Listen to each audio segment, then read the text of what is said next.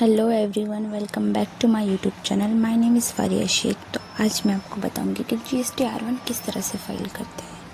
Mostly लोगों को आता नहीं है जीएसटी R1 फाइल करना, लेकिन आप मेरी वीडियो में बने रहेंगे तो आपको काफ़ी कुछ सीखने को मिलेगा।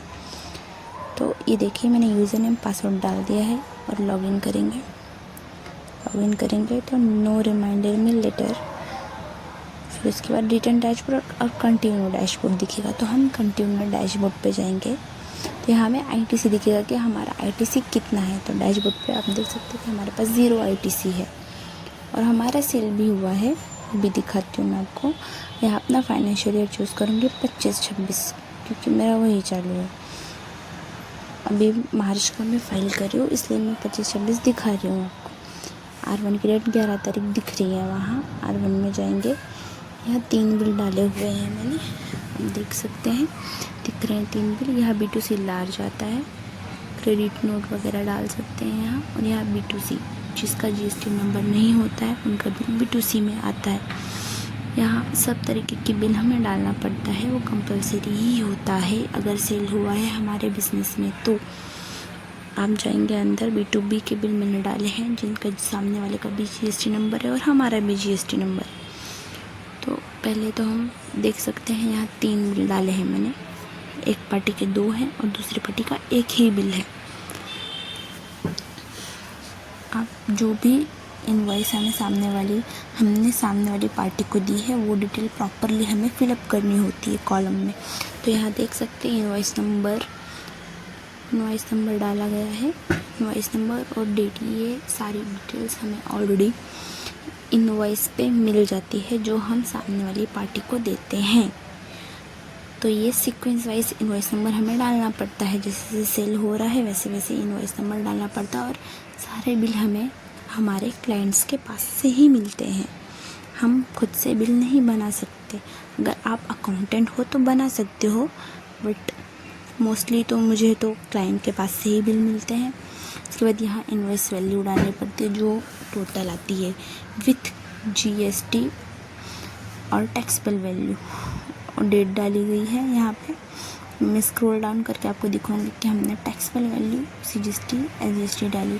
अभी आप देख सकते हैं जीएसटी नंबर महाराष्ट्र का और हमने महाराष्ट्र में ही सेल किया है, तो यहाँ सीजीएसटी और एसजीएसटी आएगा। अगर महाराष्ट्र से बाहर सेल किया होता तो आईजीएसटी आता। तो यहाँ मैंने टैक्सेबल वैल्यू डाली है और ऑटो कैलकुलेट होकर सीजीएसटी एसजीएसटी है। ये बैक जाएंगे, फिर से बैक जाएंगे, यहाँ टोटल 3 बिल है, आप देख सकते हैं। यहाँ पे जाने के बाद ये हमारा B2B है। पहले तो B2C नहीं है, किसी कस्टमर को सेल नहीं किया है। जिसके पास जीएसटी नंबर ना हो वो B2C में आता है, ये याद रखिएगा। तो यही पार्टी ऊपर वाली पार्टी है जिसमें हमने 2 बिल डाले हैं, उसके इनवॉइस नंबर अलग अलग है। इनवॉइस नंबर एक ही पार्टी का सेम नहीं हो सकता, ये बहुत इम्पॉर्टेंट इन्फॉर्मेशन है।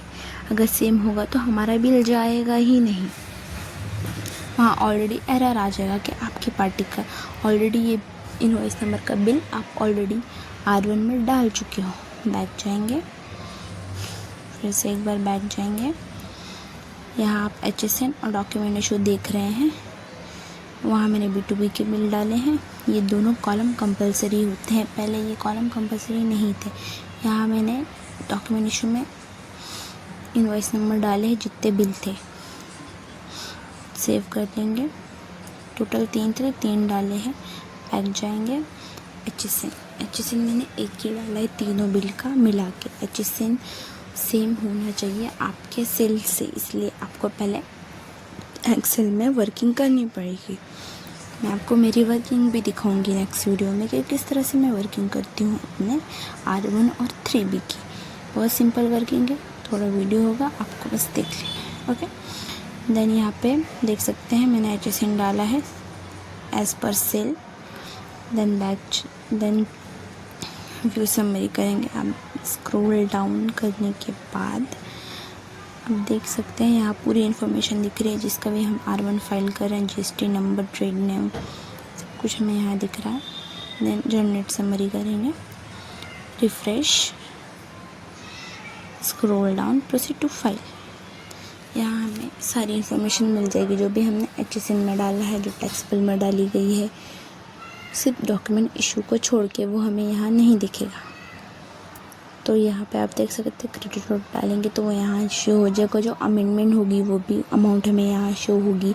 तो जो बेसिकली हमारा जो HSN है, देखिए HSN शो हो रहा है यहाँ HSN, और जो टैक्सेबल वैल्यू और CGST SGST डाला है वो मैच होना चाहिए। अगर वो मैच नहीं हो रहा है तो हमारा R1 का डेटा रॉन्ग है, या HSN रॉन्ग है, या हमने डाली गई इनवॉइस का जो इनवॉइसेस है उसकी जो अमाउंट है या वो रॉन्ग है। तो ये हमें देख के डालनी पड़ेगी अच्छी तरीके से, अगर रहा तो गलत हो जाएगा अगर हमने कोई गलत डाली होगी तो आप देख सकते हैं यहाँ मैंने HSN डाला है, HSN और मेरी टैक्सेबल यहाँ पे मैच है। तो मुझे यहाँ से व्यू समरी करना पड़ेगा। R1 फाइल करने के लिए आप जनरेट कर सकते हैं। तो यहाँ मैंने R1 फाइल करने के लिए ये टिक दिख रहा है, यहाँ पे क्लिक करना पड़ेगा। यहाँ क्लाइंट का नाम आएगा जिसका R1 फाइल कर रहे हैं। बेसिकली यहाँ OTP फ़ोन नंबर पे जाएगा या मेल पे, और दोनों पे OTP सेम जाएगा। तो आप यहाँ क्लिक करिए, देखिए OTP जो भी है मैं यहाँ डालिए, मैं OTP डाल देती हूँ। OTP डाल दिए, वेरीफाई कर देंगे। हमारा R1 फाइल हो चुका है। R1 फाइल होने के बाद एक बार बैक जाके मैं दिखा भी देती हूँ। यहाँ फाइल रिटर्न का ऑप्शन आ रहा था, अब लेकिन व्यू समरी का आ रहा है ऑप्शन। तो PDF डाउनलोड करना कंपलसरी है, मेरे लिए तो है, मुझे बाकियों का नहीं पता, बट मेरे लिए PDF डाउनलोड करना कंपलसरी है। सेव कर देते हैं क्लाइंट के फोल्डर्स में। तो यहाँ वापस हम बैक जाएंगे। बैक जाने के बाद हम अपने रिटर्न पीरियड में जाएंगे, मार्च का फाइनेंशियल ईयर 25-26 हम मार्च सेलेक्ट करेंगे। यहाँ फाइल हो चुका है गाइस, और 3B की डेट 20 तारीख है।